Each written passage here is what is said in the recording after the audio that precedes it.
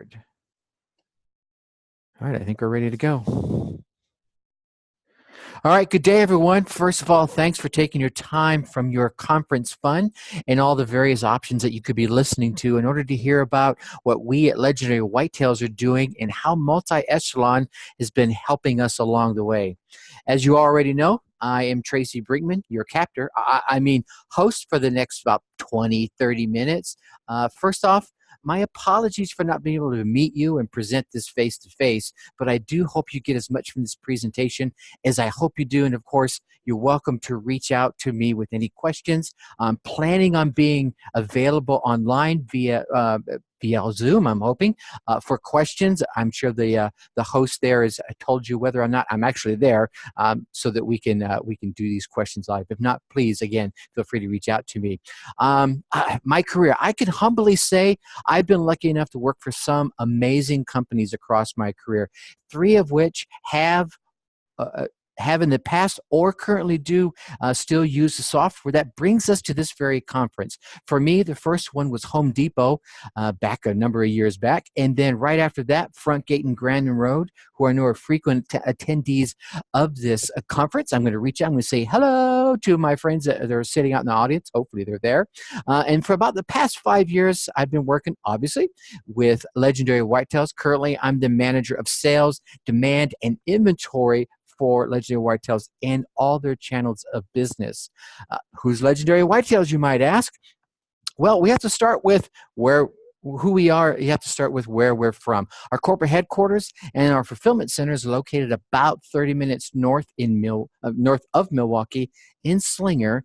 And in Wisconsin, hunting is just not what we do. It's kind of who we are. And not even at the end of hunting season can change that. Still who we are. That's kind of what spawned Legendary Whitetails, and why Legendary Whitetails is dedicated to creating everyday apparel, gifts, and gear built as much for the backwoods as it is for your backyard. Much like our motto says, it's every detail, every day. We make no exceptions. And it's something we've taken pride in since the beginning back in 1999, when this family-owned company began designing products that hunters would be proud to wear. So if you want to take it to the woods, or you want to take the woods with you wherever you go, please consider Legendary Whitetails. Larry Huffman, our founder, pretty much said it with the Celebrate the Hunt. Our founder pretty much wrote the manual on being able to celebrate that hunt. He started with that passion, and that passion for hunting quickly grew into a lifetime devotion of sharing that love with anyone and everyone that was interested, starting from collecting the most unique collection of whitetail buck trophies that this side of the earth has ever laid eyes on. And then that set the path for an apparel brand that is now an important part of hunters' lives on and off the hunt. Larry was a legend in his own right, and it was his principles and his vision and literally his obsession for sharing that hunt with others in and out of the woods that set the pace for who Legendary Whitetails is today and who we're going to become. He had this vision to create original deer gear tailored specifically for whitetail hunters and their families. Today, that vision is still the driving force behind our brand. We started off with a really simple trifold catalog, and that has grown into a comprehensive collection, including a women's line, kids apparel. We have exclusive camo patterns. We added extra large and tall sizes for men and extra large sizes for women in the past couple of years. And with every product we create, we're trying to capture that passion for hunting as well as that connection to the outdoors. These products are built not just for the hunting season and not just for the off season, but literally every season in between, so that our hunters and our customers can celebrate the hunt every day of the year. Because to us, it's something that should be celebrated all the time, and a celebration that shouldn't end. And if you look at this graph here, it would appear that our customers kind of agree with us. If you watch these growth trends year over year, we've been lucky enough to see some really good growth trends. SPI Buyer has been instrumental in helping us manage these growth trends. And as we go back previous to 2013, those growth trends went backwards just as aggressively, probably a little more aggressively back then. They've kind of, I won't say slowed down, but they've definitely become more realistic in the past few years. Let's see where we want to go. Oh, if we look down here at the bottom colorway there is what we call our direct, which is our catalog and our website. We do mailings monthly. I think there's not a month, well, 1 month that goes by where we're not mailing a catalog, and that would be July. It's kind of our transition period between our spring, summer season and into our fall season. And if you look at the bottom there, you can see how our direct, which is our catalog and website, it's kind of tapered off and slowed its growth trend of late. Starting about 2016 to current, it's picking back up again this year. But if you look at that top part of the graph, our marketplace has been growing by leaps and bounds. And for us, the marketplace, we sell product in 6 different marketplaces, which we also call our 3PM. So hence the coding up there. The markets we sell in are Amazon, and that's both US as well as Canada. eBay US, and we also use eBay to sell internationally. Walmart, Overstock.com, and Wish. Previously, we were also selling on Jet and Sears, but we've kind of moved away from those marketplaces as we saw those platforms didn't really appeal to our core customer. Our Amazon USA channel is primarily what we call FBA, which stands for Fulfilled by Amazon. And literally that means about 85+% of our orders are FBA. The rest are fulfilled by our fulfillment team here in Slinger, Wisconsin. So weekly, sometimes twice as many as 5 times a week, we'll be sending inventory from our warehouse here in Slinger out to the various warehouses that Amazon has across the United States. And Amazon Canada is about 50% FBA, Fulfilled by Amazon, and that's growing. And that's more specifically because we've only been pushing about our top 27 to 30 products in Amazon Canada for an FBA opportunity. This is a new and growing channel for us, and the remainder of all the items are FBM or Fulfilled by Merchant, which we fulfill here in Slinger. So we'll send a few pallets worth of product up to Canada. It'll reach their main warehouse up, and I believe it's Ontario, and then they will turn around and disperse it across their warehouses in Canada and fulfill to their customers from there. All the other marketplaces outside of Amazon for us are strictly fulfilled by merchants. So when someone orders some products, say from Walmart or Overstock or even eBay, those orders come straight to our warehouse here in Slinger and get fulfilled from here. So you can see, you can even imagine the complexities are growing right along with the volume that we're seeing here in our 3PM. Prior to getting multi-echelon, you could say we were literally had one associated dedicated to just managing those transfer orders from Wisconsin to the Amazon warehouses. And I'm not even talking about managing the picking and the packing. He was literally just managing the building of the order all day long. That was his job 24/7. So once again, imagine it's left lots of room for opportunities, left room for improvement in both process, inventory management, and growth when we put in ME. So obviously, this is where ME or multi-echelon stepped in and for us saved the day and probably saved a lot of ulcers for that associate, Blake, who's now on my team as a planner. See, with ME, we were able to take our demand and our inventory needs and set up warehouse allocations on what we wanted fulfilled and from where. For example, while we would love to have 100% of our Amazon USA orders fulfilled by Amazon, because then we'd get that Prime logo on all those products. And generally what we find is when you get that Prime logo, you'll get a sales factor increase of about 3 or 4 times the norm. So for example, if you have an item that's sitting out there, hey, look at this shirt, and it doesn't have that Prime logo, you might sell, say, 10 a week.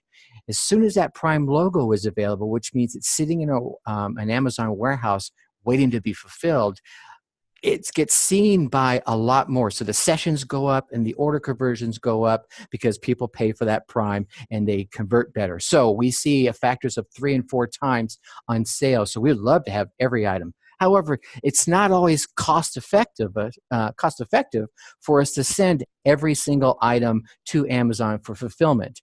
If I think of a couple of quick examples, one is a yard chair that we used to sell.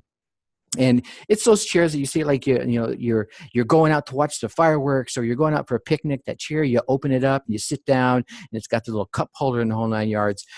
We used to send these to Amazon fulfillment, and we started realizing we were paying for the normal storage fee, but because it was a long product, we were paying an oversized extra storage fee for oversize, and then we were paying some extra fulfillment fees on top of the normal fulfillment fees. And then there's obviously the cost of transportation to Amazon warehouse.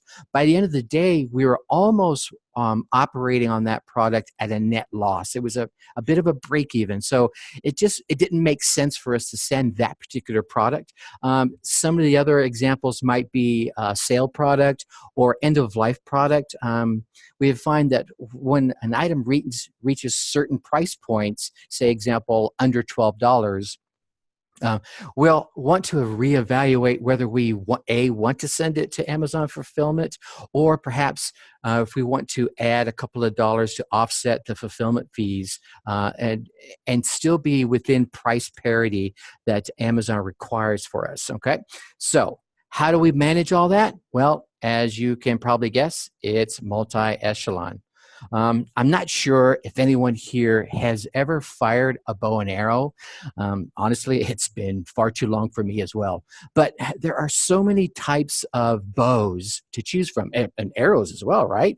And a number of those higher end bows have many tweaks and adjustments that you can try and you can modify to give you, the user, the optimum output from your input. See, you're always going to hold the bow, right? And you're going to aim, and you're going to pull back on the drawstring. But what happens on the other end kind of depends on those adjustments and those tweaks you make.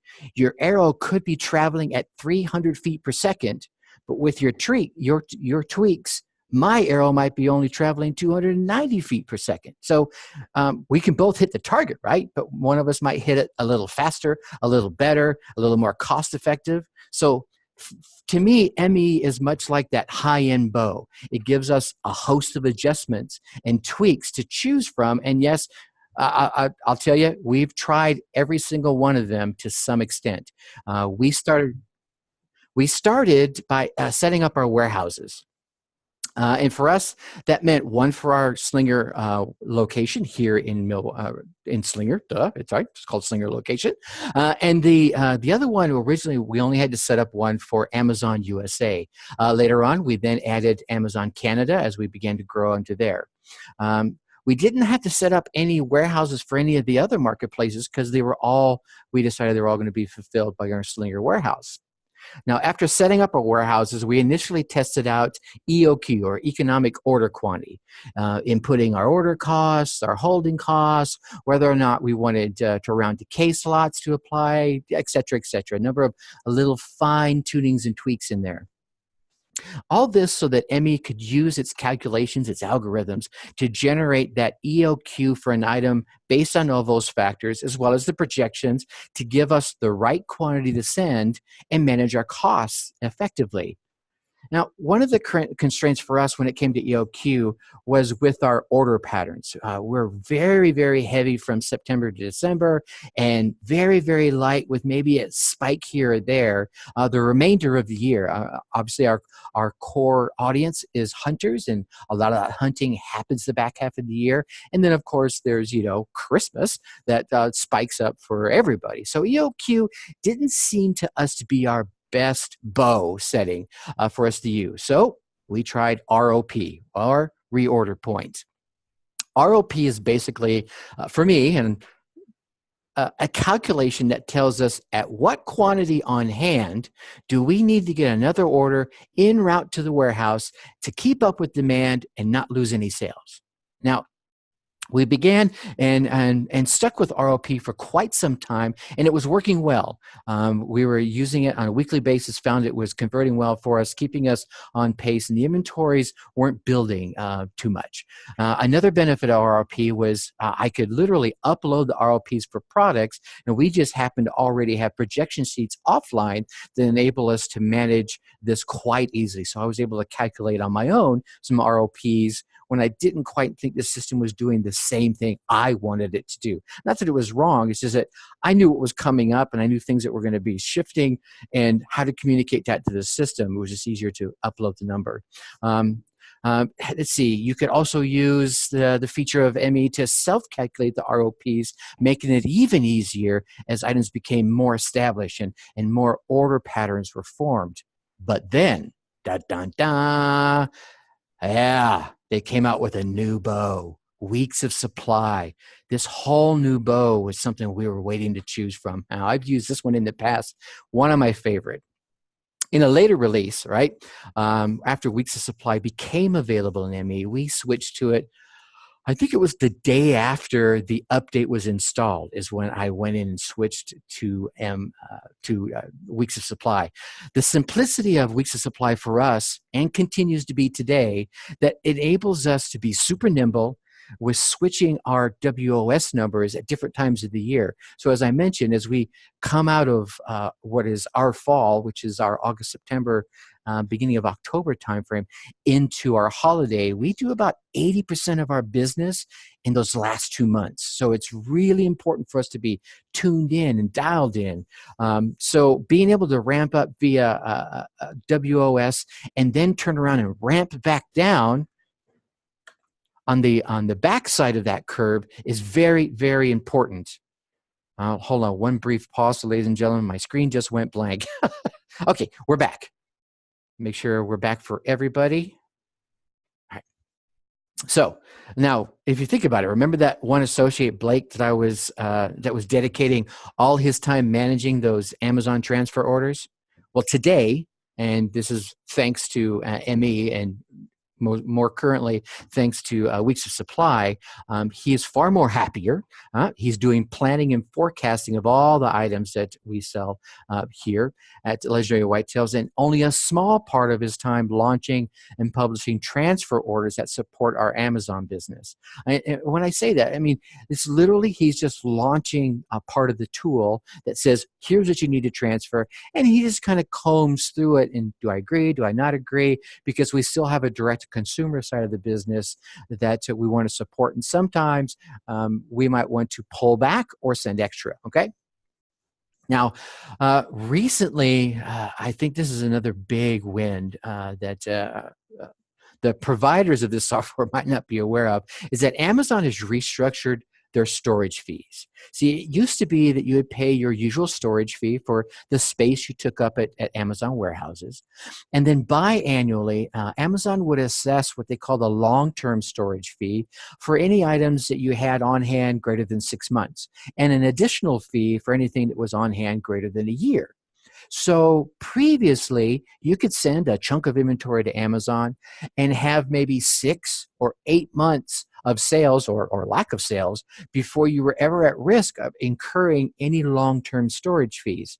And what I mean, so you're like, how can you get it for 8 months, Tracy? If you think about it, if I sent inventory, say, a month after the biannual assessment, then it would be 5 months old at the next assessment. So it didn't quite reach that long-term storage fee marker.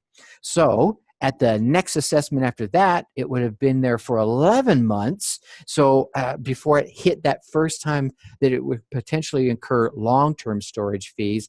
And by then, I would have had lots of opportunities to sell that inventory or stimulate sales through ad spend or markdown. So it gave me 11 months of opportunities to move that before I started incurring those long-term storage fees.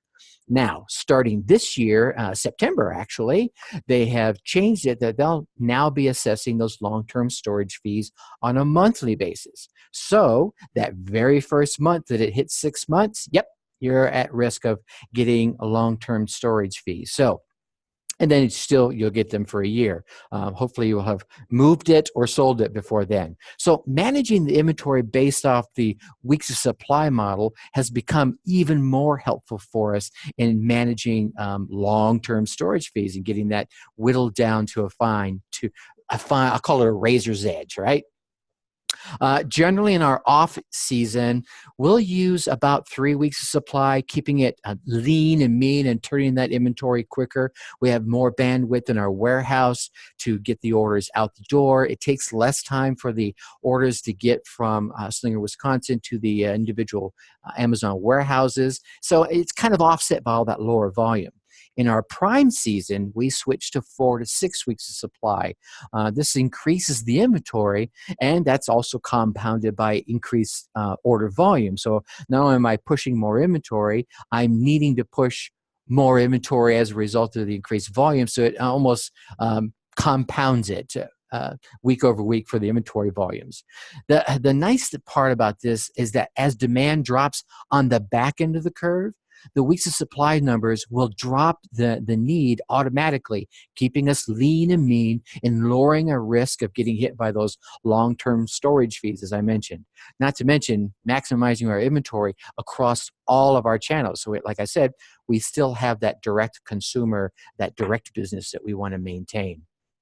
So I think for me, and I'll speak for us here at Legendary, what comes out of all of this is that, one, having options to choose from like EOQ or ROP or weeks of supply is very, very important, right?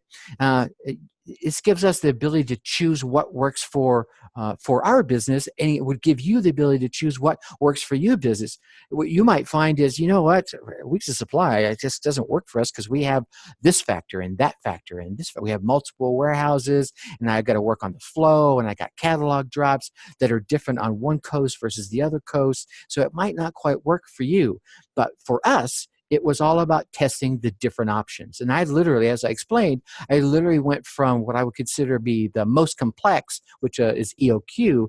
And I mean that because of the number of variables that are available in the system to aid in the calculations, compounded with our seasonality, to see that ROP was a little less complex and it had a lower number of variables to play with and to calculate. And then it became, when WOS became available, it became my favorite, had been my favorite in the past. It's far more, again, makes us far more nimble, and it works best for us. So who knows, later on down the road, as we grow Canada bigger, I might need a different bow. I might need different settings on my bow. We may even grow into a channel across the ocean where WOS doesn't work for that channel, but an ROP or an EOQ model may work better. See, as we continue to grow, we're looking at these opportunities, and I know we're going to see challenges in how not only we market, but how we sell, but how we store and transport the products to support these new opportunities. Let's see, if we think about it, would a weeks of supply model work well for a market that is, like I said earlier, across the ocean from Wisconsin? It might. But I'm thinking probably not. I mean, if you think about all the moving pieces, we'd probably be incurring as we move to opportunities, maybe into a reorder point system or an EOQ system. It says, you know what, for these items, you need to send 100 to maximize your economic order quantity. But for these items, you need to send 1,000, right? So you'll have different scenarios that warrant different fine tunings, and you can use each one of these scenarios inside of multi-echelon. So as we grow, we plan on testing these other opportunities with these other bows, as I'll call them, and then fine-tuning those bows to get the best bang for our buck. No pun intended. No, actually, that pun was intended. And perhaps that will be a topic for a future conference where we can share those wins, losses, and gains as a result. And with that, I want to leave you with this thought. Live legendary. Talk to you soon.